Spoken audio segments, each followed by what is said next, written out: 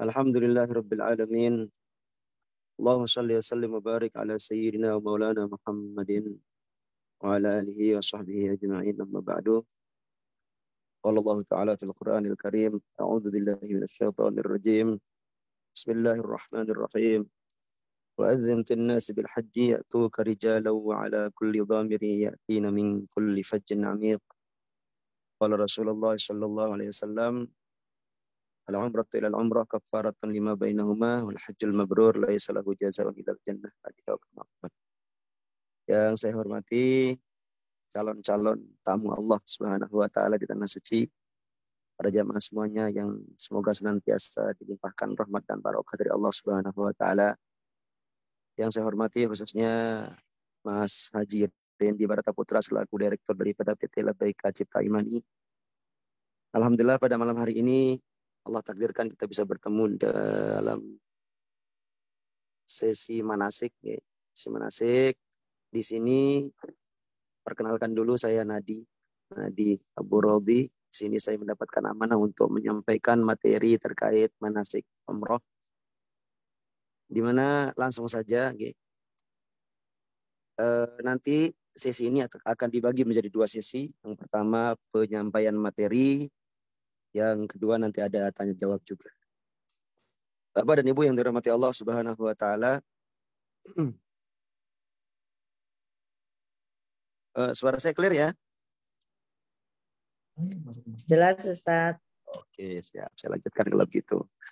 Bapak Ibu semua yang dirahmati Allah Subhanahu wa taala. Jadi sebelum saya lanjutkan, terlebih dahulu saya ingin mengingatkan bahwa ini adalah program Umroh Plus Turki. Artinya poin inti daripada berangkatnya Bapak dan Ibu ke Tanah Suci itu adalah untuk ibadah, untuk umroh. Dan Turki itu bonus dari Allah Subhanahu wa taala. Sehingga perhatiannya usahakan lebih diutamakan kepada bagaimana ibadah umrohnya mendapatkan ibadah umroh yang mabrur. Sehingga materi untuk manasik ini sangat-sangat penting. Jadi saya mohon kerjasamanya bagi Bapak dan Ibu semua nanti untuk mengikuti materi ini dari awal sampai akhir. Baru kemudian kalau ada yang masih belum dipahami nanti bisa kita diskusikan. Okay? Bapak Ibu semua yang dirahmati Allah. Jadi dalam kita melaksanakan ibadah, ini sebagai mukadimah dulu ya. Ada setidaknya dua hal penting yang harus menjadi hal yang utama yang kita perhatikan. Ada dua hal penting. Apa dua hal penting itu? Dua hal penting itu adalah yang pertama niat. Niat kita di dalam melaksanakan sesuatu. Sebab dalam sebuah riwayat, banyaklah riwayat-riwayat kitab-kitab mengatakan bahwa walaupun amal itu baik, tapi kalau niatnya tidak tepat, maka amal itu akan menjadi sia-sia. Walaupun amal tersebut amal-amal yang kelihatannya duniawi, tapi kalau niatnya disetel baik, maka insya Allah akan menjadi kebaikan. Itu. Atau setiap apapun yang kita lakukan, anggap saja Bapak Ibu misalnya bisnis misalnya. Bisnis itu kalau kita niatkan sebagai ibadah, untung dalam bisnis itu akan menjadi ibadah, rugi pun akan jadi ibadah. Berbeda dengan kita niatnya untuk mencari dunia. Untung, ya kita dapat untung, tapi kalau ketika kita rugi, kita tidak mendapatkan pahala apa-apa. Maka kita menjadi orang yang merugi. Maksud saya begini, umroh ini, ya kita berharap, kita memohon kepada Allah Subhanahu wa taala semoga dilancarkan semuanya, perjalanan lancar, di sana semua sesuai dengan keinginan kita. Tapi kan kita tidak tahu, itu semua Allah yang ngatur. Mungkin ketika di sana ada yang kurang sehat dan sebagainya, atau mungkin di sana kurang nyaman dan sebagainya. Nah, bagi orang-orang yang niatnya untuk ibadah, hal-hal seperti itu tidak akan jadi masalah. Itu yang ingin saya sampaikan. Itu yang pertama, jadi niatnya di setel lillahi ta'ala. Niat semata-mata untuk ibadah kepada Allah, sehingga apapun yang kita hadapi nanti di perjalanan ibadah kita, semuanya akan bernilai ibadah di hadapan Allah Subhanahu wa taala. Itu satu. Yang kedua adalah ilmu. Ini juga sangat-sangat penting. Sebab ibadah tanpa ilmu, ibadah kita itu dikhawatirkan akan merdudah. Seperti yang disampaikan dalam sebuah kitab, فَكُلُّ مَنْ بِغَيْرِ عِلْمٍ يَعْمَلْ amaluhu mardudatun la tuqbal gitu. Setiap orang yang melakukan satu amalan ibadah yang dilakukan tanpa ilmu, maka dikhawatirkan ibadahnya itu akan mardud, akan ditolak oleh Allah Subhanahu wa taala, la tuqbal, dan tidak akan diterima. Ini yang menjadi hal yang sangat penting menurut saya, sebab Bapak dan Ibu sudah jauh-jauh datang dari Indonesia untuk bisa berangkat ke Tanah Suci, udah habis uang sekian banyak, mungkin ada yang sampai jual ini itu dan sebagainya, kan pengorbanannya luar biasa. Tapi kalau dilakukan tanpa ilmu, khawatirnya nanti sia-sia, nggak dapat apa-apa. Sehingga ilmu, kalau bahasa gampangannya, ilmu tentang umroh ini sesuatu yang penting. Makanya saya mengajak kepada Bapak dan Ibu, monggo kita belajar bersama-sama. Saya mohon izin jika ada di pertemuan malam hari ini Bapak Kiai atau Bapak Ustadz, karena ini saya kebetulan mendapatkan amanah untuk menyampaikan materi ini. Saya mohon izin untuk menyampaikan materi ini. Jadi itu dua hal penting. Yang pertama, niatnya ayo ditata. Bismillah, niat ibadah karena Allah Subhanahu wa taala. Yang kedua, bismillah, niat thalabul ilm. Kita belajar ilmunya agar dalam melaksanakan ibadah umroh nanti kita laksanakan semua runtunan ibadah kita dengan ilmu. Oke. Baik Bapak dan Ibu yang dirahmati Allah Subhanahu wa taala, insyaallah pada pertemuan ini akan ada sekitar 5 materi yang akan saya sampaikan. Ini singkat kok, tidak lama insyaallah. Yang pertama tentang syarat-syarat daripada umroh, yang kedua rukun umroh, yang ketiga wajib umroh, yang keempat sunnah umroh, dan yang kelima larangan umroh. Kita mulai dari syarat umroh, rukun umroh. Rukun umroh. Rukun umroh di sini ada 5. Yang pertama adalah niat umroh, atau yang sering kita sebut dengan niat niat plus nanti ihram juga di mikot gitu ya. Kemudian yang kedua tawaf, yang ketiga sa'i, yang keempat tahallul, dan yang kelima tertib. Insyaallah gampang ya, insyaallah gampang semua. Baik, selanjutnya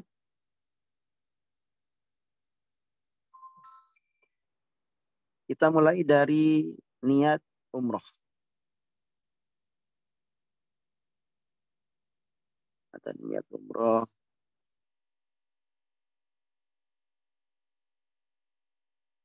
Untuk niat umroh, nanti daukan di tempat yang kita kenal dengan istilah mikot. Oke, subhanallah. Untuk niat umroh, nanti kita laksanakan di tempat yang kita kenal dengan istilah mikot.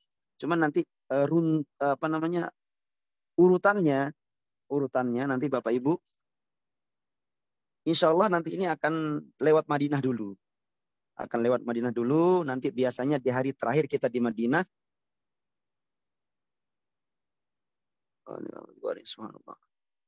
Di hari terakhir kita di Madinah akan ada manasik pemantapan. Biasanya kalau misalnya besok kita akan menuju ke Mekah untuk melaksanakan ibadah umroh, maka biasanya malamnya itu kita nanti kumpulkan jamaah untuk kita berikan manasik pemantapan yang kedua. Jadi mulai dari bagaimana secara langsung dilihat bagaimana cara menggunakan kain ihram dan sebagainya. Itu. Oke, di hari hanya tersebut dari malam itu kita sudah menginformasikan ke jamaah untuk besok siap-siap mandi sunnah ihram. Saya ulangi, besok siap-siap untuk melaksanakan mandi sunnah ihram. Mandinya itu seperti mandi wajib ya Bapak Ibu. Seperti mandi wajib, keramas dan sebagainya. Kemudian disunahkan untuk mencukur ya ketek dan sebagainya, yang mencukur kuku, bulu-buluan, kemudian memotong kuku dan sebagainya. Jadi mandi besar, mandi bersih seperti itu. Nah itu nanti dilaksanakan bisa pagi bisa ataupun menjelang waktu zuhur bisa. Sebab nanti setelah mandi segala macam niatkan ya, jangan lupa nanti diniatkan mandi sunnah ihram. Niatnya ya saya mandi sunnah ihram karena Allah kita dalam hati. Nah, setelah mandi sunnah ihram dilaksanakan, nanti Bapak Ibu kemudian persiapan menuju ke masjid. Kan malamnya sudah dikasih manasik ya. Nah, paginya itu besoknya itu siapan menuju ke masjid, menunggu datangnya waktu zuhur, kemudian melaksanakan sholat zuhur secara berjamaah. Setelah sholat zuhur selesai, baru dilanjutkan dengan melaksanakan sholat asar. Sholat asar dengan dijama takdim. Ini rukun tadi ya.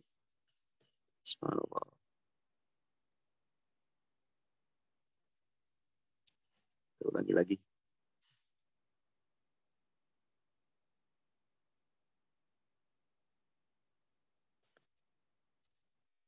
Baik, dilakukan dengan cara dijamak takdim. Jadi tadi saya ulangi ya, datang ke masjid, laksanakan sholat zuhur secara berjamaah, kemudian setelah sholat zuhur berjamaah melakukan sholat asar di jamak takdim. Setelah itu nanti tadi sebelum berangkat menuju ke masjid, ya paginya itu bapak dan ibu sudah mempersiapkan koper dan sebagainya, pakaian dan sebagainya, ya diamankan di koper dan kopernya nanti ditaruh di depan pintu kamar masing-masing. Sebab kita sudah apa ya, sudah waktunya untuk check out menuju ke Mekah.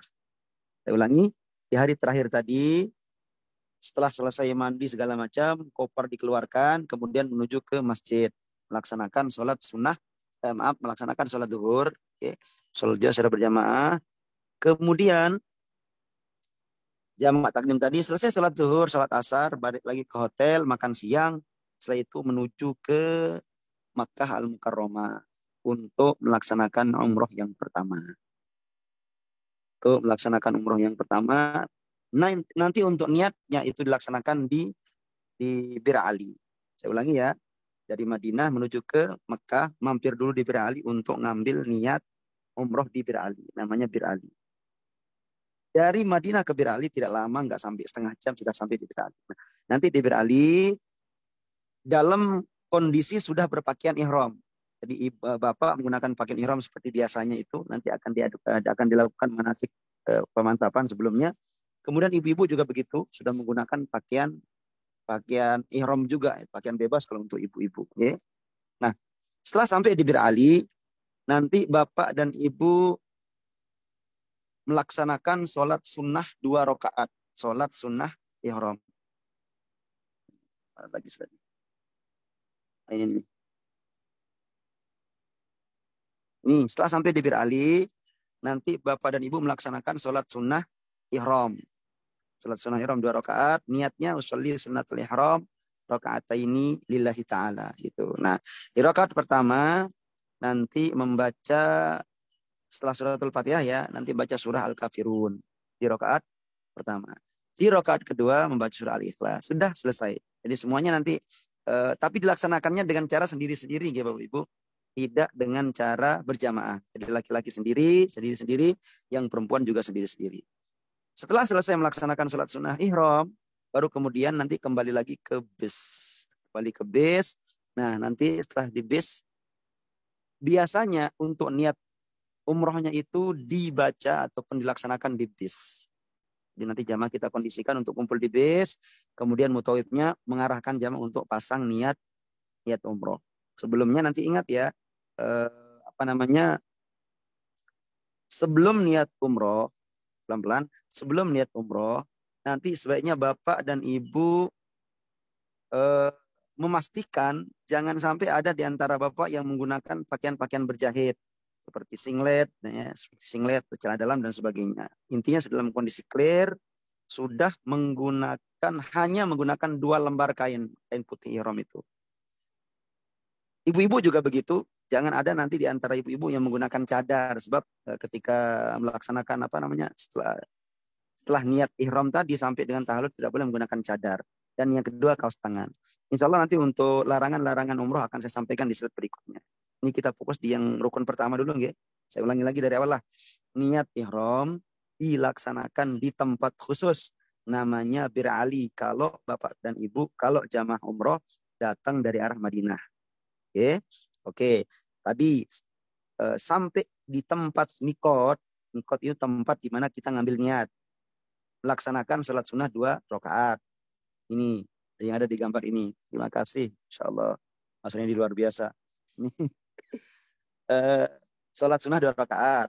Setelah sholat sunnah 2 rakaat, nanti jamaah menuju ke bis. Di bis nanti kita bimbing untuk niat umrohnya. Ini niatnya seperti ini. Jadi di sini ada 2 niat yang saya cantumkan. Yang pertama nanti jamaah dibimbing sama mutawifnya melapaskan nawaitul umrata wa ahramtu biha lillahi ta'ala. Atau labbaik Allahumma umratan wa ahramtu biha lillahi ta'ala. Satu aja cukup. Nawaitul umrata wa ahramtu biha lillahi ta'ala. Ini lapas niat. Untuk dipahami bagi yang mungkin belum paham, kalau sudah tahu alhamdulillah. Yang namanya niat itu qasdus syai' muqtarinan bi fi'lihi, katanya itu didefinisikan dalam kitab-kitab itu ya. Yaitu mengkasatkan sesuatu, mengerentakkan sesuatu dalam hati bersama dengan melaksanakan sesuatu tersebut.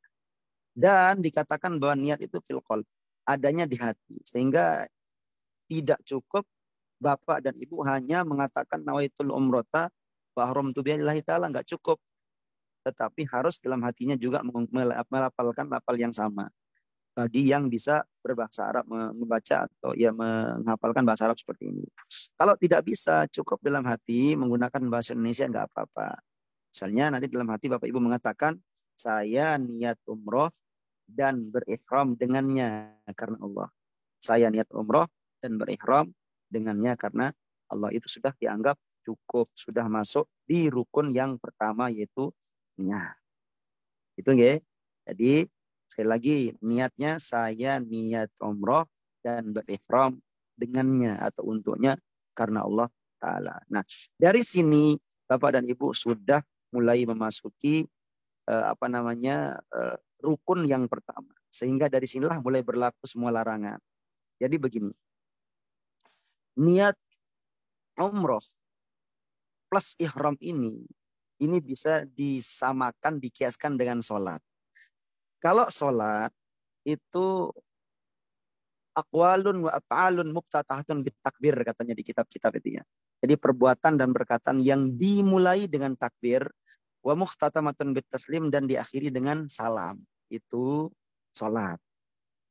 Tetapi kalau umroh itu dimulai dengan ihram.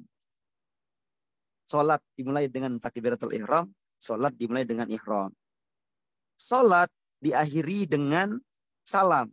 Tapi kalau umroh diakhiri dengan tahallul. Gitu loh. Sholat ketika kita sudah takbiratul ihram, maka hal-hal yang tadinya boleh, makan, minum kan boleh semua. Itu menjadi haram. Kapan? Ketika kita sudah takbiratul ihram. Sama dengan umroh juga begitu.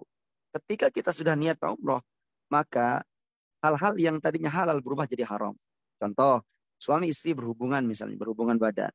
Kalau sudah niat dalam kondisi niat ihram, ini hukumnya haram, berdosa, dan nanti akan mendapatkan dam. Insyaallah nanti akan saya bahas di slide berikutnya ya. Jadi intinya, ketika panjenengan sudah berniat, maka sudah masuk di rukun umroh yang pertama. Gitu. Oke, selanjutnya. Next. Nah, nanti Bapak dan Ibu setelah melaksanakan niat tadi, usahakan memperbanyak membaca talbiyah. Ini talbiyah ini yang insya Allah semuanya sudah hafal ya. Labbaik Allahumma labbaik. Enggak, kalau mungkin pengen latihan dulu boleh, silahkan. Mikrofonnya bisa dihidupkan. Ini untuk memperpas bacaannya. Sebelum saya mulai, tolong perhatikan makhrarijul hurufnya. Jadi pelafalan hurufnya jangan sampai keliru. Misalnya kaf diganti qaf, nanti berubah artinya gitu. Ha diganti ha gitu misalnya, nanti berubah artinya. Sin diganti sin misalnya, itu nanti berubah artinya. Misalnya seperti lafaz la syarika lak. La syarika itu artinya tidak ada sekutu bagimu. Tapi kalau diganti la syarika, tidak ada pencuri bagimu. Misalnya sarak itu artinya pencuri. Jadi itu pentingnya memperhatikan makhrijul huruf. Nanti saya bacakan terus panjangan contohkan ya dengan tirukan. Yang kedua, perhatikan panjang pendeknya. Panjang pendeknya diperhatikan. Dengung-dengungannya juga diperhatikan. Itu harus bisa. Nanti insya Allah nanti bisa diajarkan atau nanti tirukan saya. Siap ya? Bismillahirrahmanirrahim. Labbaik Allahumma labbaik. Labbaik Allahumma labbaik. Ya, ditasdid labbaik labbaika kaf. Labbaik Allahumma labbaik. Humma gitu didengungkan. Ayo coba. Labbaik Allahumma labbaik. Labbaik Allahumma labbaik. Labbaik la syarika laka labbaik. Labbaik la syarika laka labbaik. Ya, pakai shwin atau shin. Shin. Itu nanti suaranya suaranya ada di lidah bagian tengah-tengah. Tengah lidah. Labaika la syarika laka labaik. Bukan sin, Pak. Bukan sin, tapi shin. Shin ya, Ustaz ya. Iya, pakai shin. Shwin. Seperti kita bilang SY. Shin.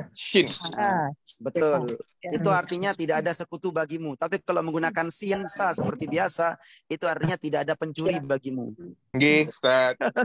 Nah, itu lo pentingnya. Kan bisa aja lasari. Bukan lasari, lasyari. Kala baik. Bapak Ibu nanti rasakan suaranya ada di tengah-tengah, pas di tengah-tengah lidah. Bukan di samping loh ya, tapi di tengah-tengah. Sya. Oke. Nah, sip. Coba. Labbaik la syarika laka labbaik. Yuk. Labbaik la syarika laka labbaik. Bukan labaik ya, bukan labaik, tapi labbaik. Baik. Ya, bukan labaik. Kalau la itu artinya tidak. Baik. Nah, sudah? Oke, lanjut. Innal hamda. Ya, didengarkan. Innal hamda. Hak itu ada di tengah-tengah tenggorokan. Kan tenggorokan kita ada 3. Ada yang paling bawah, ada yang tengah, ada yang ujung paling atasin loh. Nah, yang di tengah-tengah ha. Kalau Innal hamda. Bukan hamda. Kalau hamda itu artinya kecelakaan. Hamda. Tapi hamda. Innal hamda. Oke. Wan ni'mata. Ya, pakai ain. Ain itu di tengah-tengah juga. Wan ni'mata. Laka wal mulk. La syarika lak. Sip. Oh, lagi yuk. Labbaik Allahumma labbaik. Labbaik Allahumma labbaik. Labbaik la syarika laka labbaik. Labbaik la syarika laka labbaik. Innal hamda. Wan ni'mata. Laka wal mulk.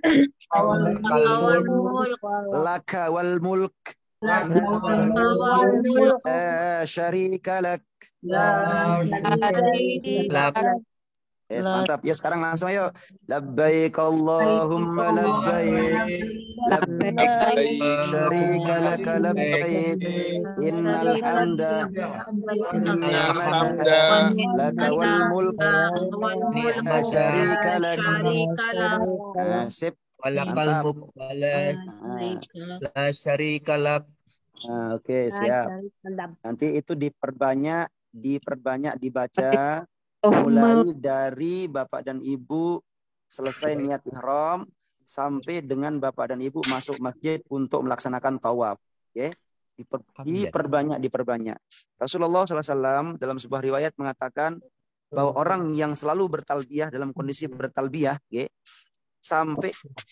sampai sore itu, sampai terbenam matahari, itu dosa-dosanya akan diampuni semuanya oleh Allah Subhanahu wa taala. Insyaallah.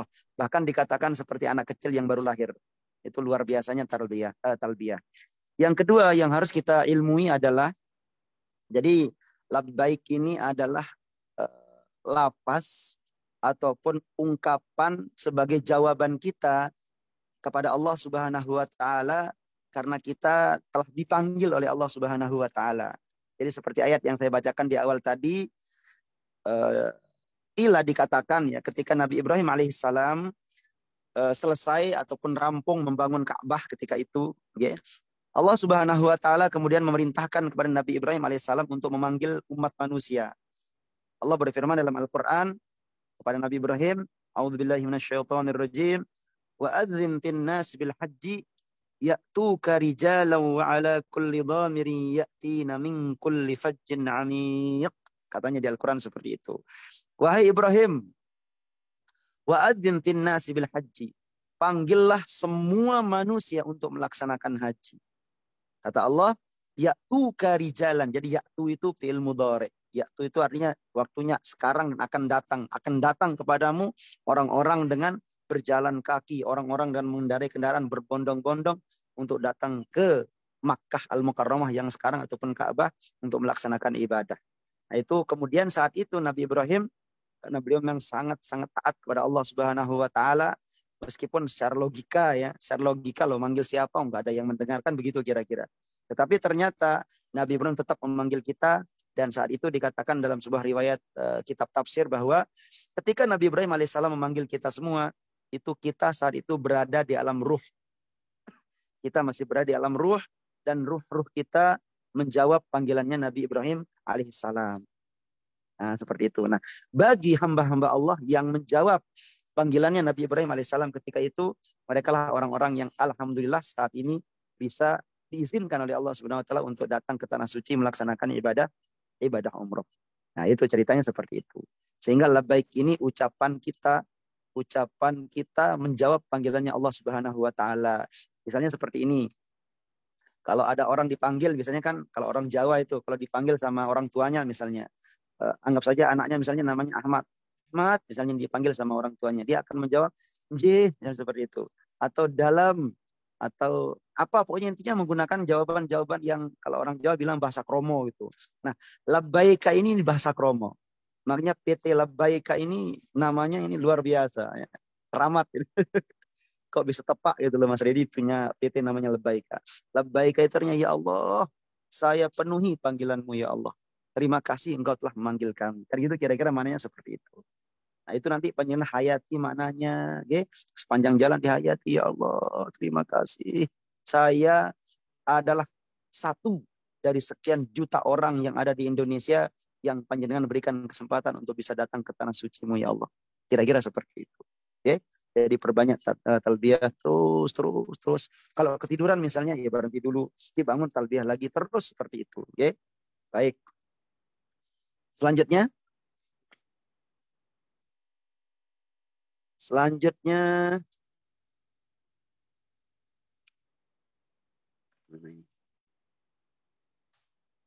kita lanjutkan ke rukun yang kedua.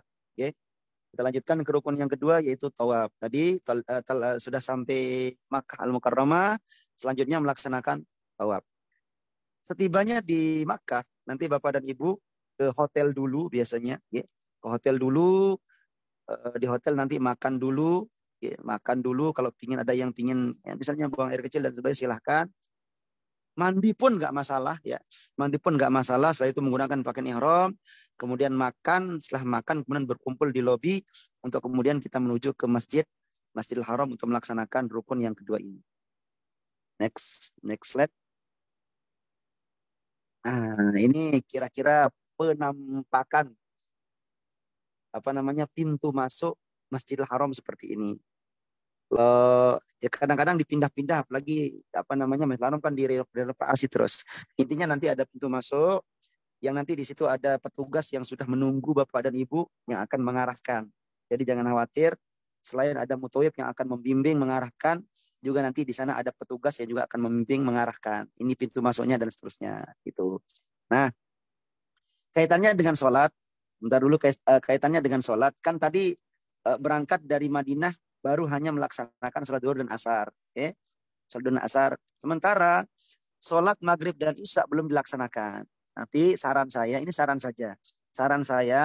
nanti melaksanakan sholat maghrib dan isya dilakukan dengan cara dijamak takhir. Sebetulnya itu biasanya diajak mampir di rest area sama supir biasanya nanti ketika menuju ke Mekah. Cuman kalau saya menyarankan sholatnya di Masjidil Haram saja, soalnya ganjarannya besar. Jadi itu tadi saya lupa menyampaikan. Jadi begini Bapak Ibu, sholat yang luar biasa, fadilahnya sangat besar, itu dilaksanakan di 3 masjid. Bahkan Rasulullah mengatakan, la tasyuddur rihal illa thalathati masajid, yaitu Masjid Nabawi, Masjidil Haram, dan Masjidil Aqsa. 3 tempat ini tempat yang sekali panjenengan sholat di situ itu pahalanya berlipat-lipat ganda. Madinah, sekali Bapak dan Ibu sholat di Madinah, Masjid Nabawi, itu sama dengan orang sholat 1000 kali di Indonesia. Satu kali sholat mengalahkan orang yang sholat di Indonesia di masjid biasa 1000 kali. Sehingga eman-eman jangan sampai nanti di Masjid Nabawi ada satu pun sholat Bapak Ibu yang dilaksanakan di hotel. Jangan. Pokoknya usahakan sholat di Masjid Nabawi. Sholat berjamaah di Masjid Nabawi. Karena eman-eman ganjarannya sangat luar biasa besar. Itu Masjid Nabawi 1000 kali lipat. Sementara di Masjidil Haram ini malah lebih luar biasa lagi. Ganjarannya 1 kali sholat sama dengan 100.000 kali sholat di masjid yang lain. Makanya tadi saya sarankan nanti nggak usah sholat di rest area, nggak apa-apa. Jika mungkin kan ya, tapi misalnya kalau ingin sholat di rest area juga nggak apa-apa. Sholat di Masjidil Haram. Gini Bapak Ibu, biasanya kalau kita sholat di dalam masjid itu kita nanti di ini sama petugas itu dibubarkan biasanya begitu. Sehingga nanti Bapak Ibu nggak apa-apa sholatnya di luar saja sebelum masuk masjid. Nanti kumpul di situ bersama dengan mutawibnya untuk melaksanakan sholat maghrib dan isya dilaksanakan dengan cara jamak takhir. Oke, baik. Setelah itu kemudian sholat selesai baru kemudian masuk ke dalam masjid. Ingat, ketika masuk masjid disunahkan. Ini kita ngomong sunah sekarang. Disunahkan untuk membaca doa. Yang pertama ya kaki kanan dulu. Yang kedua nanti membaca doa. Doanya Allahumma antas salam wa minkas salam wa ilaika ya'udus salam tahayyina rabbana bis salam wa adkhilna al-jannata darus salam tabarakta rabbana wa ta'ala ya dzal jalali wal ikram. Allahumma ftahli abwaba rahmatika. Ya, doa seperti biasa itu ya, doa masuk dalam masjid. Nanti doanya itu akan dibimbing oleh mutawibnya, oleh pembimbingnya. Jadi jangan khawatir, okay? Ada yang membimbing nanti. Kalaupun misalnya enggak kedengeran suaranya, biasanya kedengeran, okay?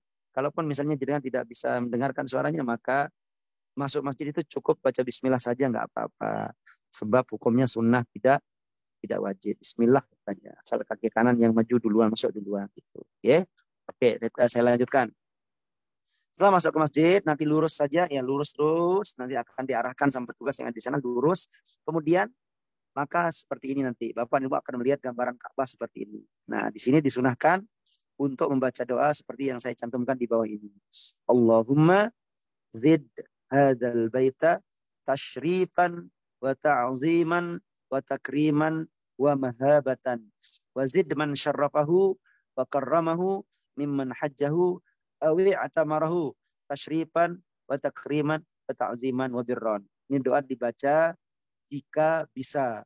Kalau tidak bisa jangan khawatir karena ini hukumnya tidak wajib dan tidak akan mempengaruhi ibadah umrohnya. Insya Allah ibadah umrohnya tetap sah.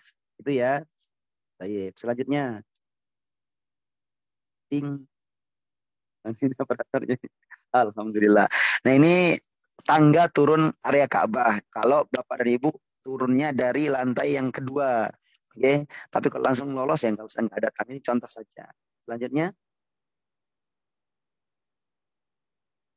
Nah ini ada kenalan sedikit nama tempat-tempat yang ada di area Ka'bah. Jadi Ka'bah terdiri dari 4 pojokan. Pojokan itu yang kita kenal dengan istilah rukun.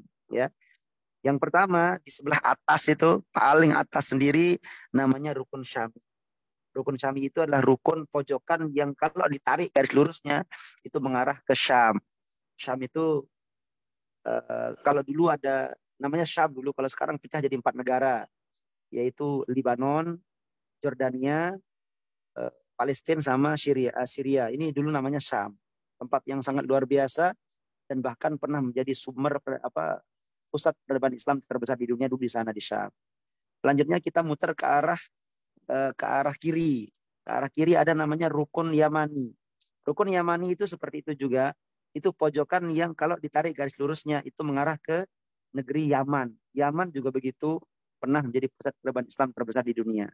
Selanjutnya ke bawah ada namanya kain kiswah. Kain kiswah ya kain Ka'bah itu kain penutup Ka'bah. Selanjutnya Hajar Aswad. Hajar Aswad itu terletak di pojok setelah Rukun Yamani. Makanya ada yang mengatakan namanya Rukun Hajar Aswad. Dan ada juga yang mengatakan namanya Rukun Indonesia, katanya begitu. Kenapa? Karena itu garis lurusnya itu hampir sama ataupun mengarah ke Indonesia. Sehingga ada ulama yang mengatakan lagi bahwa suatu saat nanti Ini semoga saja jadi doa. Indonesia akan menjadi salah satu pusat peradaban Islam terbesar di dunia. Insya Allah. Amin Allahumma. Amin. Oke. Selanjutnya, setelah Hajar Aswad, nanti Bapak dan Ibu akan geser sedikit di satu tempat titik yang namanya Multazam. Multazam itu letaknya di antara Hajar Aswad dan pintu Ka'bah. Nah, geser sedikit ke depan udah pintu Ka'bah. Nah, Multazam itu antara Hajar Aswad dan pintu Ka'bah. Ini adalah salah satu tempat yang sangat mustajabah untuk berdoa, Bapak Ibu. Ya. Sangat mustajabah untuk berdoa, namanya Multazam. Baik, selanjutnya ke depan lagi itu Bapak dan Ibu akan ketemu dengan ada gundukan itu kayak tugu itu yang kita kenal dengan nama Maqam Ibrahim. Maqam Ibrahim itu tempat berdirinya Nabi Ibrahim ketika membangun Ka'bah. Tempat nyawang Ka'bah gitu. Nyawang apa saya Jawanya. Ngamati Ka'bah gitu. Nah ini dia nih, gambarnya seperti ini. Ini Maqam Ibrahim, tapi bukan makom dalam bahasa kita loh. Kalau orang Indonesia bilang makom itu tempat dikuburkan. Ini bukan kuburannya Nabi Ibrahim. Ini tempat berdirinya Nabi Ibrahim tatkala dulu membangun Ka'bah. Di samping itu ada saya kasihkan gambarnya di situ. Kira-kira bentuknya seperti itu. Nah ini letaknya di depannya pintu Ka'bah. Oke, kita lanjutkan. Next. Nah ini yang model U ini kita kenal dengan nama Hijr Ismail. Hijr Ismail ini adalah batu-batuan yang ditata, ditumpuk-tumpuk oleh Nabi Ismail alaihissalam ketika membangun Ka'bah bersama dengan ayahanda beliau. Jadi begini Bapak Ibu. Dulu Ka'bah itu sebetulnya bentuknya itu seperti ini. Langsung los dengan Hijr Ismail ini. Makanya dulu Siti Aisyah pernah mau masuk di situ. Kemudian pernah mau masuk Ka'bah gitu. Rasulullah mengatakan masuk di sini sudah sama dengan Ka'bah. Dan yang kedua, tidak boleh dalam kondisi tawaf masuk ke area ini. Jadi dulu Hijr Ismail ini termasuk bagian Ka'bah. Cuman dulu terjadi suatu masa Ka'bah itu kena badai, kena hujan banjir bandang gitu nggih. Banjir bandang sehingga rusak, kemudian direnovasi kembali di zamannya mbahnya Rasulullah. Bukan mbahnya yang lewat ayahnya, tapi lewat ibunya, jalur ibunya. Itu yang kemudian salah satu pemuka yang ada di Mekah mengatakan bahwa untuk pembangunan Ka'bah selanjutnya itu benar-benar harus dibangun dengan uang yang halalan thayyibah, kata beliau. Jangan dari uang hasil judi, jangan dari uang hasil jual minuman keras dan sebagainya. Sehingga bentuknya Ka'bah berubah menjadi segi empat seperti ini. Oke. Nah, itu namanya Hijr Ismail. Nanti di atas Hijr Ismail itu ada talang emas. Ada talang emas. Mana talang emas? Pink. Nah, ini namanya mizab. Mizab ini talang emas. Ya udah, keutamanya apa? Ya talang emas itu aja. Letaknya di atasnya Hijr Ismail tadi. Baik, lanjutnya. Bismillah. Nah, Bapak Ibu yang dirahmati Allah Subhanahu wa taala, sekarang kita akan masuk ke rukun umroh yang kedua, yaitu tawaf. Ini. Untuk tawaf kita sudah paham semua bahwa tawaf itu yaitu mengelilingi Ka'bah sebanyak 7 kali. 7 putaran. Itu tawaf. Kemudian hitungan tawaf itu dimulai dari Hajar Aswad. Nanti ada pojokan Hajar Aswad. Nah, ketika Bapak dan Ibu sampai di pojok Hajar Aswad itu, sebelumnya ya, bagi bapak-bapak, ketika masuk area Ka'bah nanti usahakan kain ihramnya yang sebelah kanan itu dibuka. Buka sebelah kanan, selempangkan ke kiri semua gitu, okay? Itu sunnah hukumnya. Kemudian ketika sampai di Hajar Aswad, garis lurus sejajar dengan Hajar Aswad, nanti miring ke kiri, kemudian mengangkat tangan, mengucapkan Bismillahi Allahu Akbar. Okay? Bismillah Allahu Akbar 3 kali, kemudian sambil mengecup tangan sebagai isyarat gitu. Oke. Nah, bukan usahakan lagi, harus ya, baru dianggap start, itu baru dianggap sah jika tangannya itu diangkat, badannya diarahkan ke arah Hajar Aswad tepat sejajar dengan Hajar Aswad. Jangan masih belum sampai Hajar Aswad udah angkat tangan, jangan. Jadi usahakan nanti di sebelah kanan Bapak Ibu ada lampu di situ. Lihat lampunya, kalau sudah kira-kira pas dengan Hajar Aswad, baru menghadap miring ke kiri, kemudian mengangkat tangan, mengucapkan Bismillahi Allahu Akbar gitu. Bismillah Allahu Akbar, Bismillah Allahu Akbar, Bismillah Allahu Akbar. Seperti itu. Udah dari saat itu kemudian jalan terus terhitung sudah mulai tawaf. Muter sampai Hajar Aswad dianggap putaran 1. Dari Hajar Aswad muter duk sampai Hajar Aswad putaran kedua. Terus gitu, seterusnya putaran ke-7. Itu tawaf. Nah, untuk doanya bagaimana Pak Ustadz? Untuk doa tawaf itu tidak ada yang mutlak harus itu doanya, tidak ada. Secara secara sunnah nggak ada. Ada satu saja, yaitu Rabbana atina fid dunya hasanah wa fil akhirati hasanah wa qina adzabannar. Itu dibaca saat Bapak dan Ibu nanti berada di rukun Yamani.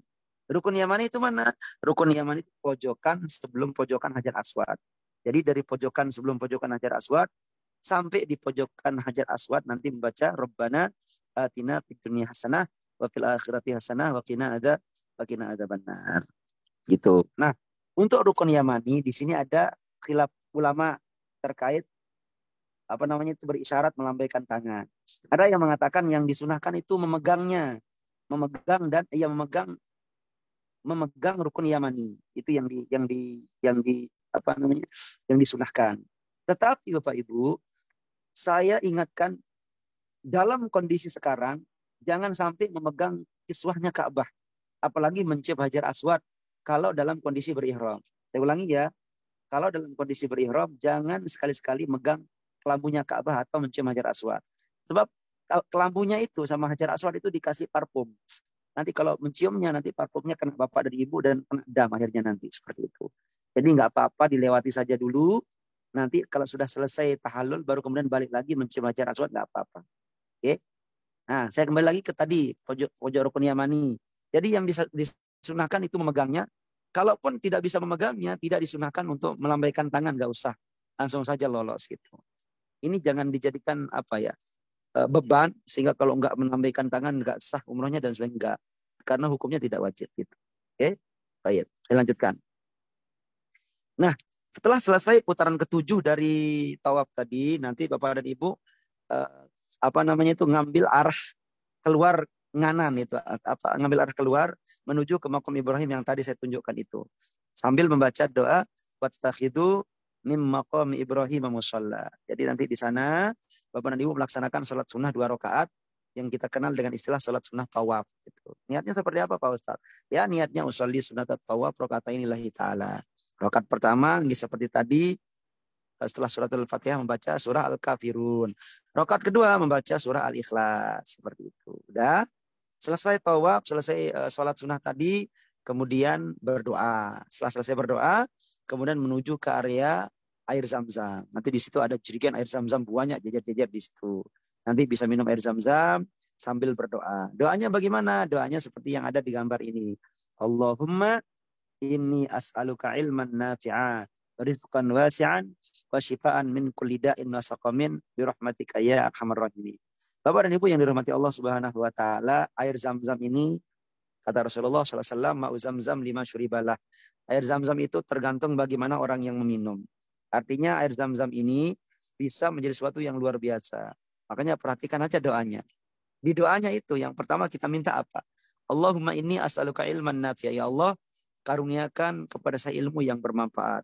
Maksudnya ilmu yang bermanfaat lewat wasilah, lewat perantara minum air Zam-Zam. Itu. Yang kedua, wa rizqan wasi'an. Rizki yang melimpah luas. Itu kita minta juga lewat perantara air Zam-Zam. Dan yang ketiga, wa syifaan min kulli da'in wa saqamin. Syifa, obat dari segala macam penyakit. Jadi air Zam-Zam itu jika kita benar-benar mohon kepada Allah Subhanahu wa taala bisa menjadi obat yang luar biasa mustajabah, luar biasa manjur untuk menyembuhkan berbagai macam penyakit. Terutama salah satunya salah satunya mungkin bagi Bapak dan Ibu yang ada mungkin keluarganya yang tidak bisa punya keturunan misalnya. Sudah ajak saja dia umroh ya atau haji, nanti minum air Zam-Zam yang banyak kemudian berdoa meminta kepada Allah Subhanahu wa taala untuk istrinya semoga hamil gitu kan lewat perantara air Zam-Zam. Ini saya tidak mengada-ada ya sebab ada sebuah kisah nyata. Ada seorang ulama namanya Syekh Jazari yang mengarang kitab Matan Jazariyah. Dulu beliau itu, abahnya sama uminya itu mandul. Ya sudah tua lah, sudah sepuh gitu. Maka beliau tahu sabdanya Rasulullah SAW. Paham itu kan.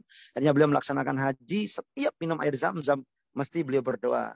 Doanya, ya Allah, semoga saja dengan air zam-zam ini, saya bisa punya anak. Apa yang terjadi kemudian? Pulang dari haji, ibunya Syekh Jazari, Allah takdirkan hamil dan lahirlah Syekh Jazari yang kita kenal membuat kitab yang namanya Matan Jazariyah itu. Seorang ulama yang luar biasa, masih kecil umur 13 tahun sudah jadi imam, luar biasa. Itu air zam-zam. Kita lanjutkan. Setelah minum air zam-zam selesai, sudah. Maka rukun yang kedua, tawaf beres. Sekarang kita masuk ke rukun yang ketiga. Rukun yang ketiga itu sa'i. Lanjut. Ting. Ini sa'i. Apa sa'i? Sa'i itu ya perjalanan kita dari Safa ke Marwah itu kira-kira seperti itu sa'i. Nah, nanti gini, dari jejeran gentong air zam-zam, nanti Bapak Ibu lurus saja, nanti akan dibimbing oleh muthaifnya menuju ke Bukit Safa. Ini Bukit Safa. Nanti ada tulisan Mas'a di situ. Ada Bukit Safa. Nah, ketika menaiki Bukit Safa nanti membaca doa abda'u bima bada'allahu bihi. Innas Safa wal Marwata min syairillah. Faman hajjal baita aw i'tamara fala junaha alaihi ay yatawwafa bihima. Faman tatawwa khairan fa innallaha syakirun alim. Ini baca doa ini nanti dibimbing, dipandu oleh muthaifnya. Oke. Sampai di ujung Bukit Safa nanti menghadap Ka'bah dulu. Menghadap Ka'bah kemudian berdoa. Nanti doanya ada di buku doanya sudah ada. Oke. Setelah selesai menghadap Ka'bah kemudian melanjutkan perjalanan menuju ke Bukit Marwah. Next. Nah, ini Bukit Safa ya, titik startnya di sini. Next. Nah, ini perjalanan menuju ke Bukit Marwah di ujung sana, depan sana. Nah, Bapak Ibu yang dirahmati Allah Subhanahu wa taala, nanti di sini di tengah-tengah itu ada lampu. Ada lampu. Nah, doa antara Bukit Safa dan Marwah itu tidak ada doa yang khusus, adanya cuma doa ketika ini lampunya ini. Ketika Bapak Ibu masuk di area lampu ini. Nanti doanya seperti yang saya cantumkan di bawah itu, Rabbighfir warham wa'fu watakarram watajawaz amma ta'lam innaka ta'lamu ma la na'lam innaka antallahul azzul akram. Ini dibaca bolak-balik sambil lari-lari kecil. Okay. Saya tadi lupa ketika tawaf juga begitu. Ada putaran 1 sampai dengan putaran ketiga. Itu disunahkan untuk lari kecil. Jika memungkinkan. Tapi kalau tidak memungkinkan, ya nggak usah, nggak apa-apa. Nggak apa-apa gitu. Ya. Oke. Setelah melewati lampu tadi, maka nanti Bapak dan Ibu naik ke Bukit Marwah. Ini Marwah. Naik ke Bukit Marwah. Membaca doa sama seperti tadi. Innas Safa wal Marwata min syairillah. Man hajjal baita aw i'tamara fala junaha alaihi ay yatawwafa bihima wa man tatawwa khairan fa innallaha syakirun alim. Sudah. Jadi untuk sa'i model hitungannya beda dengan tawaf Bapak Ibu nggih. Kalau sa'i itu hitungannya begini. Dari Safa menuju ke Marwah dianggap 1. Dari Marwah ke Safa dianggap sudah 2. Safa Marwah 3, Marwah Safa 4, Safa Marwah 5, Marwah Safa 6, Safa Marwah 7. Jadi putaran ke-7-nya nanti berada di Bukit Marwah, bukit yang ini, yang ada gambarnya ini. Ini putaran ke-7 di sini. Setelah selesai putaran ke-7, baru kemudian lanjut ke rukun yang terakhir. Next. Ting. Ini rukun terakhir yaitu tahallul. Apa tahallul? Tahallul itu menggunting sebagian rambut. Ada 2 nanti. Ada yang cukur gundul, ada yang hanya cukur sebagian saja. Sudah dianggap sah. Minimal 3 helai ya, minimal 3 helai. Bagi laki-laki dan perempuan. Ini rukun yang terakhir. Setelah ini selesai, maka Bapak dan Ibu sudah dianggap selesai melaksanakan umroh. Rukun demi rukun sudah selesai dan sudah boleh melakukan hal-hal yang tadinya diharamkan. Apa saja hal-hal yang dilarang? Nanti di slide berikutnya. Ini apa nih? Ini wajib umroh ya. Lanjut. Nah ini wajib umroh. Lanjut. Ini larangan nendam. Larangan nendam. Coba yang larangan. Nah ini larangan nanti ada 3 ya. 1, larangan yang khusus bagi laki-laki. Yang kedua, larangan yang khusus bagi perempuan. Dan yang ketiga, larangan yang terjadi pada laki-laki dan juga pada perempuan. Coba. Nah, ini larangan bagi laki-laki. Ingat-ingat Bapak nggih, larangan ini berlaku kapan?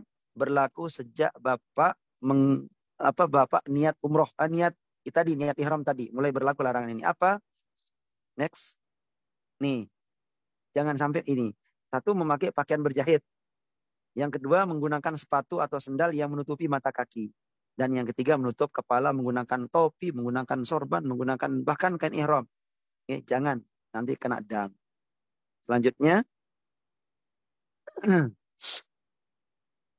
ini larangan bagi perempuan. Bagi perempuan dilarang menggunakan kaos tangan dan dilarang menggunakan cadar. Selanjutnya, nah ini larangan bagi keduanya. Larangan bagi laki-laki dan larangan bagi perempuan. Yang pertama, memakai wewangian. Oke, Pak. Jadi dilarang menggunakan wewangian. Kapan? Sejak dia ihram, niat ihram tadi. Dua, memotong kuku. Tidak boleh.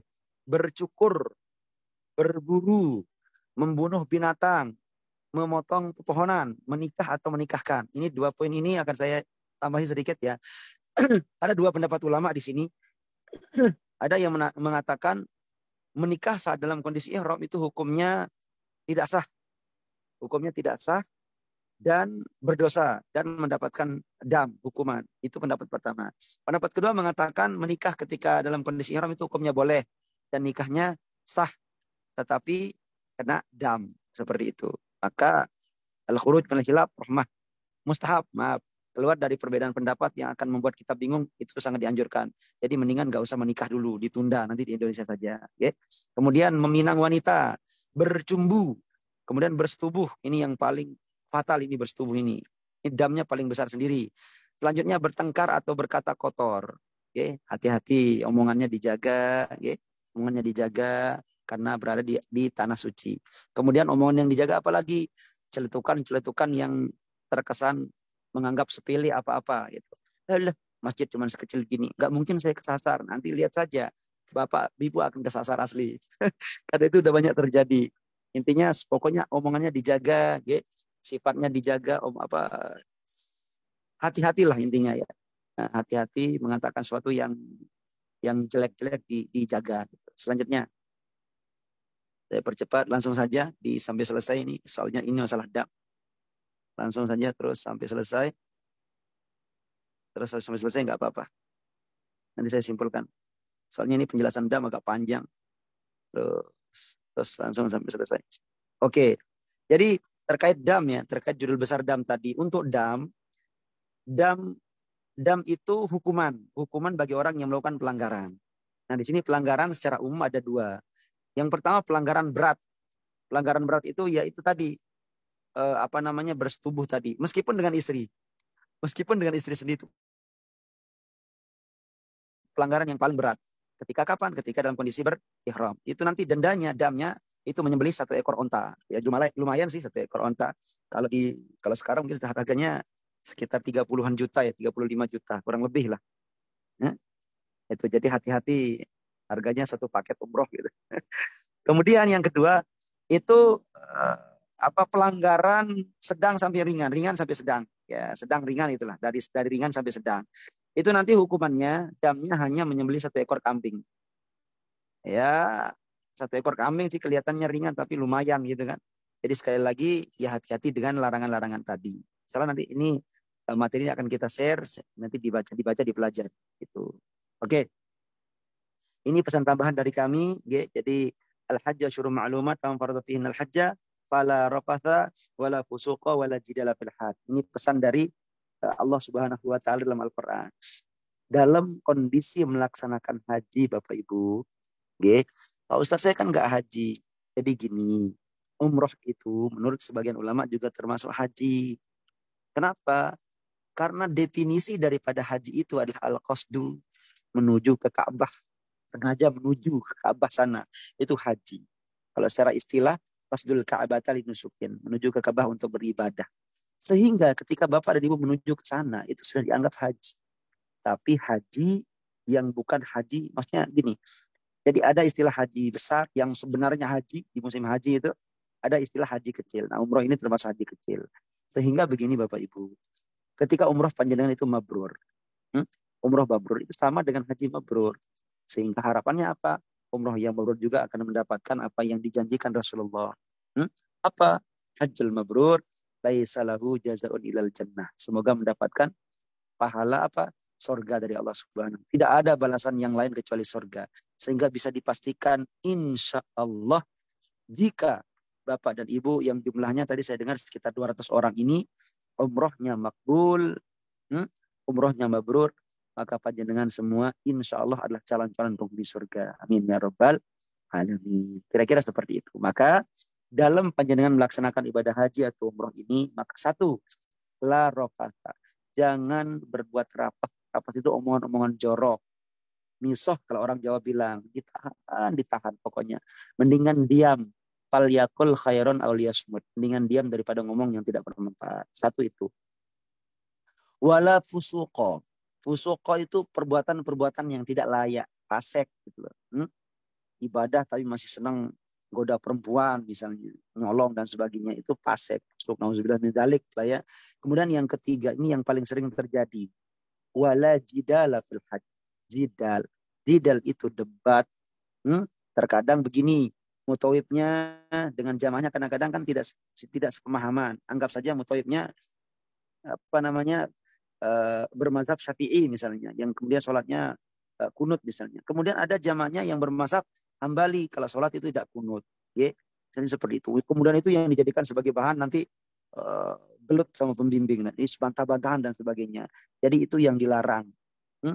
Jangan sampai ketika Bapak dan Ibu nanti umroh, waktunya habis untuk debat ini, itu, dan sebagainya. Yang namanya ibadah umroh haji itu sebetulnya gampang. Yang bikin gampang kadang-kadang, tadi, kita itu terlalu saklek, harus begini. Nggak sesuai sedikit terus komplain dan sebagainya. Pokoknya gini saja. Insya Allah pembimbingnya labbaik, insya Allah orang-orang yang berilmu. Dan insya Allah paham rukun lah ya. Paham rukun. Bapak Ibu ikut saja. Semoga saja, insya Allah sekali lagi, semoga saja umrohnya mabrur. Itu pesan dari kami. Bukan pesan saya sebetulnya. Pesan Allah Subhanahu wa taala dalam Al-Quran. Jadi itu selanjutnya apa ini? Saya tanya sudah selesai. Ini slide-nya sudah selesai. Itu mungkin yang bisa saya sampaikan. Dan kurang lebihnya saya mohon maaf yang sebesar-besarnya. Selanjutnya saya akan coba untuk menjawab pertanyaan-pertanyaan yang ada. Kalau ada yang mau ditanyakan, saya nanti lewat chat saja ya. Lewat chat saja untuk pertanyaan. Boleh tanya Ustadz? Monggo silahkan. Begini Ustadz, terima kasih ya tadi untuk penjelasannya. Saya mau tanya terkait dengan rukun umroh tadi. Misalnya terjeda gitu kan. Kita kan menjaga wudhu gitu kan. Misalnya lagi tawaf atau sa'i seperti itu. Terus kan istirahat boleh. Tapi kalau misalnya berhadas gitu, berhadas kecil gitu. Itu boleh berhenti dulu. Maksudnya terjeda gitu. Belum selesai 7 putaran gitu. Boleh terjeda kah? Baik, Masya Allah pertanyaannya luar biasa. Untuk jeda itu sebetulnya waktunya lama pun nggak masalah gitu. Maksudnya lama dalam pandangan uruf ya. Jeda itu yang normal berapa menit lah kira-kira seperti itu. Dan itu hukumnya boleh-boleh saja. Kalau misalnya wudunya batal ya wudu dulu. Kalau pegelan duduk dulu baru kemudian dilanjutkan. Itu pun tidak apa-apa. Jadi dijeda tidak apa-apa. Sebagaimana misalnya kalau tawaf kemudian terjeda. Ya caranya ya misalnya kalau batal wudu ya terjeda karena batal wudu dulu, setelah itu kemudian lanjutkan lagi tawaf dari putaran yang tertinggal. Jadi tadi ketinggalan di putaran keberapa gitu kan, misalnya ketinggalan di putaran ketiga misalnya, nanti lanjutkan lagi ke putaran berikutnya sampai sempurna 7 kali putaran. Paham gak Ibu ya?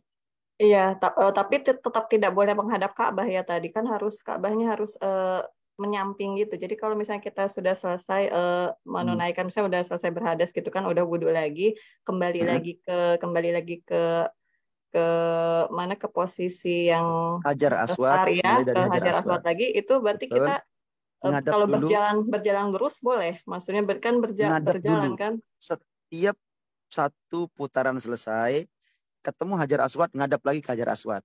Oh boleh. Angkat tangan, Bismillahi, Allahu Akbar. Startnya itu. Terus muter seperti biasa, normal gitu. Jadi menghadap ke Hajar Aswad itu hanya saat panjenengan berada di posisi Hajar Aswad. Ketika di posisi selain Hajar Aswad, yang ngadepnya depan aja udah gitulah, jalan biasa gitu aja. Sama bahas Raudhah belum ya Ustadz ya? Gimana? Masuk ke Raudhah. Oh, Raudhah di Madinah. Oh ya itu, iya. Raudhah di Madinah. Berarti Nanti bisa ada ya nanti sama-sama ya itu ya? Bisa, ada ininya Ibu.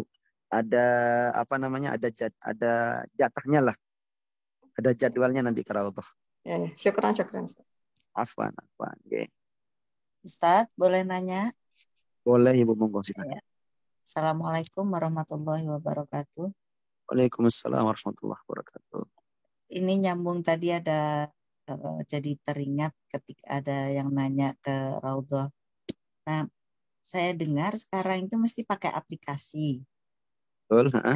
Nah, artinya kita hanya sekali bisa ke Raudhah atau bisakah dengan aplikasi itu? Kemarin itu saya baca kok bisa ngisi apa dengan tapi kalau sudah ada visanya, nomor visa gitu. Bisa diulang lagi gitu, tidak hanya sekali. Untuk urusan jatah ke Raudhah ini kelihatannya yang lebih paham jawabannya ini Mas Rendi. Ada nggak Mas Rendi? Monggo dijawab coba. Baik. Jadi ke Raudhah itu sekarang dibatasi. Dibatasi, biasanya dari travel itu dapat jatah 1 kali itu yang bareng grup. Nah, biasa kalau jamaah pengen nambah lagi, jamaah bisa pakai aplikasi Tawakalna. Tapi seringnya kalau dicek di situ tidak ada jadwalnya. Biasanya full not available. Jadi ya mau nggak mau 1 kali itu biasanya. Jadi nanti yang bapak-bapak bareng bapak-bapak, yang ibu-ibu nanti bareng ibu-ibu. Biasanya waktunya berbeda antara bapak-bapak dan ibu-ibu gitu. Kesempatannya sekali, jadi bapak ibu jangan sampai tidak ikut. Seperti itu. Kemarin itu saya dengar ada teman yang bilang katanya bisa dengan aplikasi itu bisa diulang gitu, tapi kita harus tahu dulu visanya, visa kita, tapi kita kan belum tahu visanya Mas Dendi. Iya Bu, dengan aplikasi itu bisa 1 kali 1 bulan. Cuma gini, belum tentu ada di jadwal yang pas kita di Madinah. Karena udah diambilin tuh sama yang rombongan-rombongan. Kalau pas mau ambil yang di aplikasi ternyata ada, ya bisa diambil di aplikasi. Tapi kalau pas nggak ada ya nggak bisa. Gitu. Jadi siapa tahu kita pas bisa, pas ada gitu. Nah, ya nggak apa-apa, nanti dicoba. Gitu ya, bisa nanti nomor visanya gitu sebelum berangkat. Nanti dicoba, tinggal diinstal aja aplikasinya. Namun Bu ya, ini ada pertanyaan lagi. Tawaf 7 kali, apakah setiap awal putaran miring ke kiri, angkat tangan, doa atau di awal saja? Setiap putaran sampai di Hajar Aswad, itu badannya menghadap ke Hajar Aswad. Menghadap, miringkan ke Hajar Aswad, kemudian mengangkat tangan, isyarat tadi ya. Tangannya dikecup. Ini ada 2 pendapat, ada yang mengatakan dikecup, ada yang mengatakan tidak. Sambil melafalkan Bismillahi Allahu Akbar gitu. Setiap kali, berarti 7 kali kita mengucapkan itu. Itu Ibu ya. Ini bagi yang nanya ini. Ibu Rika Dewi, kalau tidak salah. Oke, apalagi nih materinya mohon. Waalaikumsalam warahmatullahi wabarakatuh. Monggo Ibu. Ya, pada waktu kita di Mekah itu apa ada fasilitas earphone ya? Gimana?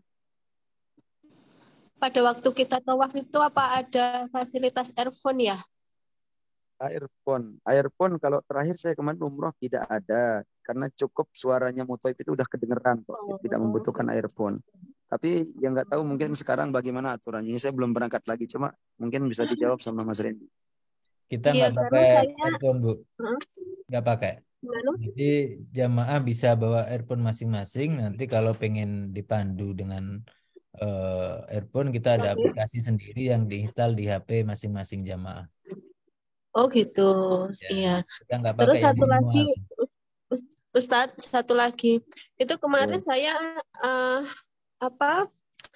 lihat di beberapa berita di Instagram maupun YouTube itu kan sekarang lagi overload di Raudah di Madinah sama di Mekahnya itu full sekali jamaahnya gitu. Terus ada beberapa travel itu yang tidak ada jatah masuk ke Raudah gitu loh. Ini kita gimana ya? Itu tugas Sudah travelnya dipastikan ya? untuk nyarikan. Itu tugasnya travel untuk nyarikan. Iya, maksudnya sudah dipastikan ya itu. Iya, itu tugasnya travel untuk nyarikan, insya Allah dapat. Dapat ya. Terima kasih Ustadz. Assalamualaikum. Assalamualaikum warahmatullahi wabarakatuh. Assalamualaikum Ustaz. Waalaikumsalam warahmatullahi wabarakatuh. Oke Bapak, monggo silakan. Mau tanglet Ustaz. Ini berkaitan dengan menggunakan kain ihram. Kain ihram itu kan pada saat prosesi umroh ya, rukunnya itu dilaksanakan gitu ya Ustaz ya. Jadi setelah selesai umrohnya itu kalau kita mau sholat di Masjidil Haram kayak gitu tuh udah nggak perlu pakai kain ihram atau gimana Ustaz? Sudah tidak perlu menggunakan kain ihram. Pokoknya kalau sudah selesai tahallul sudah kain ihram dilepas. Oh, Ustaz. Pakaian biasa. Pakaian biasa. Berarti hanya bawa yang dari travel itu udah cukup gitu ya? Gitu ya, nggak perlu yang kain ihram. Iya. Sebetulnya cukup, tapi mungkin ada jamaah kami yang membawa tambahan kain ihram. Tujuannya mungkin kalau nanti kainnya itu kotor atau apa, ada buat ganti gitu aja sebetulnya. Tapi tidak harus. Oke, terima kasih Ustaz. Terima kasih. Siap. Selanjutnya mungkin sudah atau sudah cukup? Kalau sudah cukup, kita tutup mungkin. Mas Nedi bagaimana? Iya, nampaknya udah clear. sudah. Ini dengan doa. Kita tutup ya. Ya. Nanti kalau ada yang ditanyakan biar ditanyakan di grup, insya Allah kita jawab. Ustaz mau tanya. Monggo silakan. Kalau pakai kain ihram tuh boleh nggak pakai ikat pinggang yang kayak biasa orang pakai haji itu? Oke. Jadi yang tidak dibolehkan itu pakaian yang berjahit. Sabuk itu tidak dianggap pakaian. Jam walaupun jamnya itu ada jahitannya tidak dianggap pakaian. Sendal kalau ada jahitannya tidak dianggap pakaian. Yang tidak boleh pakaian. Jadi sabuk hukumnya boleh untuk digunakan. Terima kasih Ustaz. Ya, siap, J. Ustaz, saya tanya lagi. Ibu, silakan.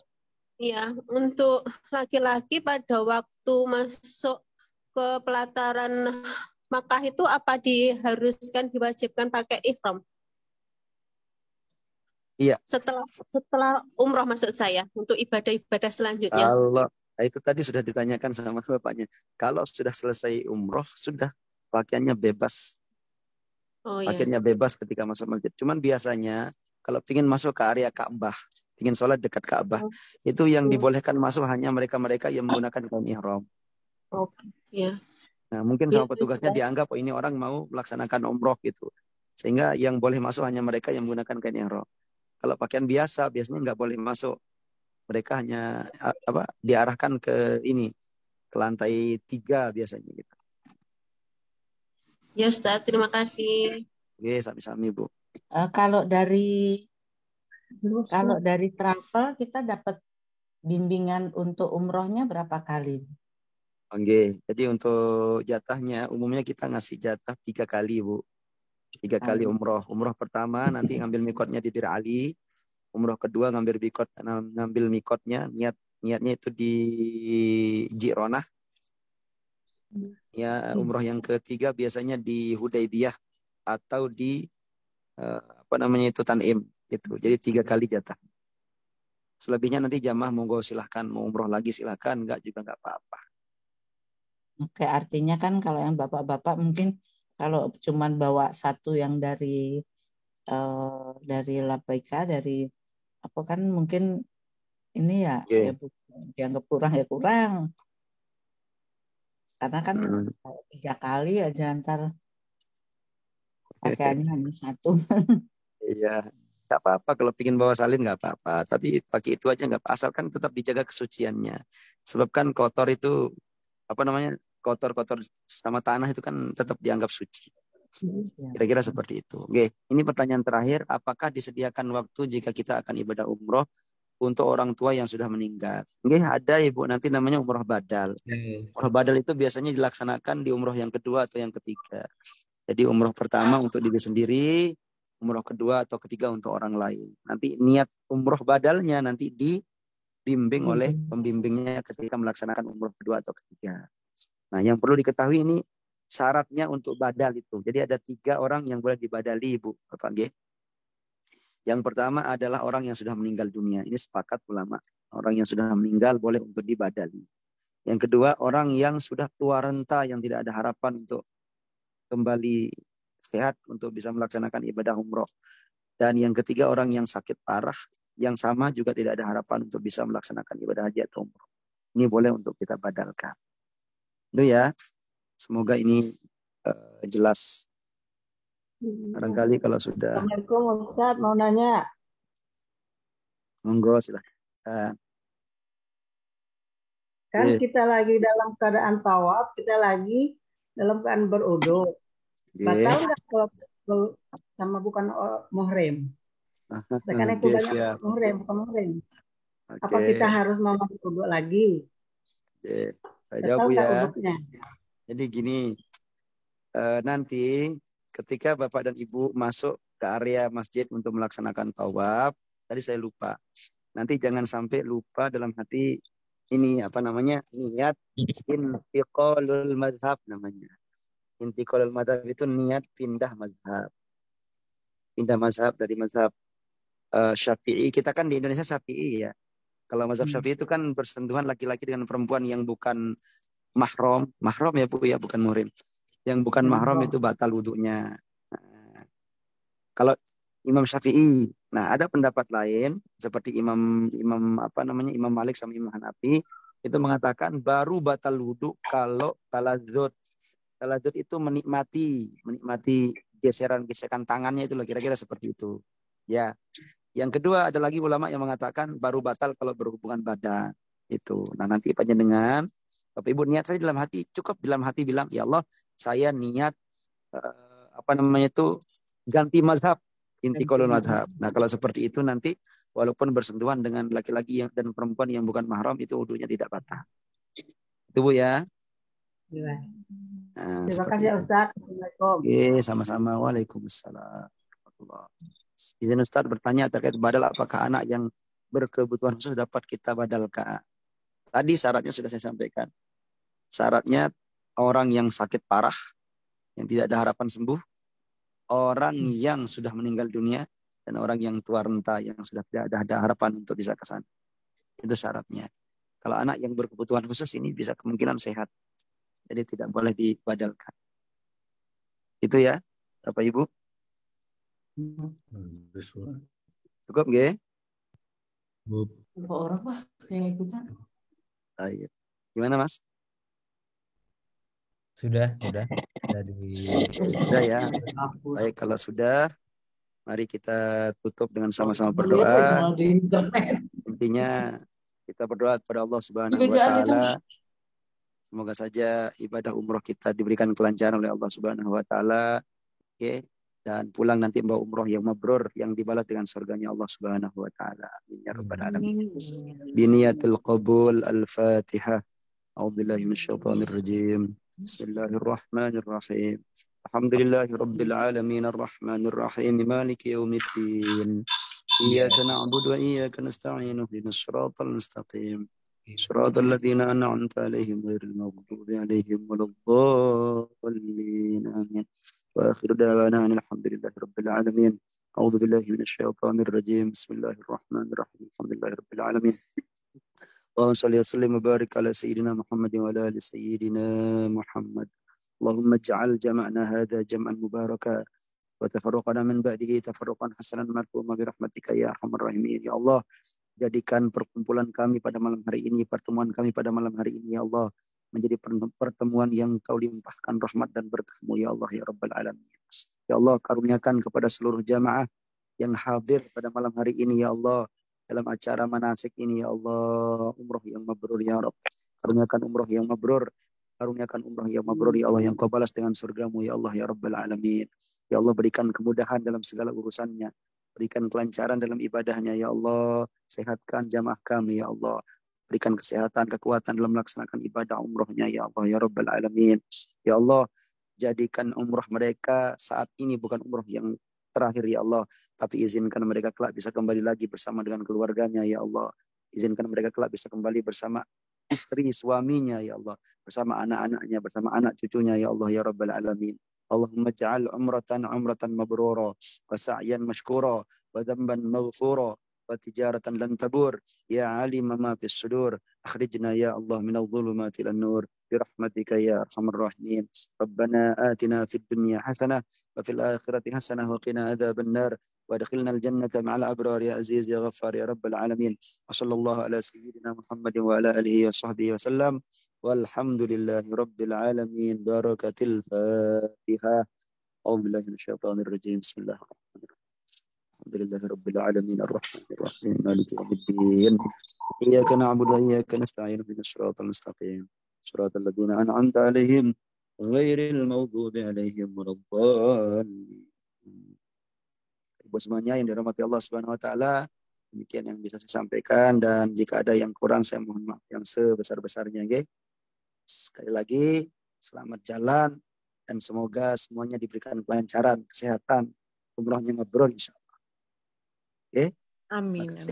Saya pamit dulu karena ini sebetulnya nggih, saya pamit dulu, ini sebetulnya saya sedang ada di luar rumah, jauh di rumah santri.